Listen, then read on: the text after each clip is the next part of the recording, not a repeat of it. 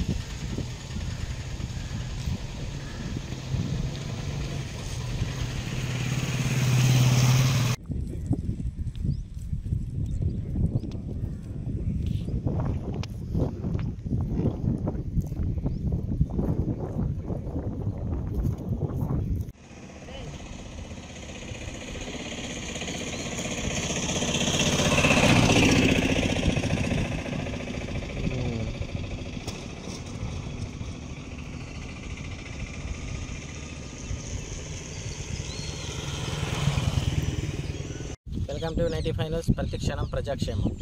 బుచ్చిరెడ్డిపాలెం మండలంలో ప్రజల ప్రాణాలని చెలగాటమాడుతున్న విద్యుత్ శాఖ అధికారులు ఇన్నిసార్లు కంప్లైంట్ చేసినా నిమ్మకకి నీరెత్తినట్టు వ్యవహరిస్తున్న మన విద్యుత్ శాఖ అధికారులు ఇటీవలే చూస్తున్నాం. ప్రజల ప్రాణాలు, మోగ జంతువుల ప్రాణాలు ఎన్ని కోల్పోతున్నాయో ఇటీవల చూస్తూనే ఉన్నాం. అదే తాజాగా ఈరోజు బుచ్చిరెడ్డిపాలెం మండలంలో పలు చోట్ల విద్యుత్ స్తంభాలకి ఈ స్తంభాల లేక చెట్ల అనే తేడా లేకుండా ఉన్నాయి. అదేవిధంగా చిన్న పిల్లలు, చదువుకునే పిల్లలు, అభం శుభం తెలియని పసికందులు తిరిగే చోట్ల కూడా స్కూళ్ళ ముందు చెట్లకు వేలాడుతూ ఆ ఎర్త వైర్కి తగిలి కిందకి వైర్లు ఉన్నాయి. ఆ వైర్లకి తోడుగా ఈ చెట్లు కూడా అల్లుకుపోయి ఈ పెద్ద వృక్షాల మాదిరిగా కనిపిస్తున్న దృశ్యాలు మనం చూస్తూనే ఉన్నాం. ఎన్నిసార్లు కంప్లైంట్ చేసినా నిమ్మకకి నీరెత్తినట్టు లక్షల జీతాలు తీసుకుంటూ ఏసీ రూములకే పరిమితమైన మన విద్యుత్ శాఖ అధికారులు పనితీరు చాలా దౌర్భాగ్యంగా ఉంది.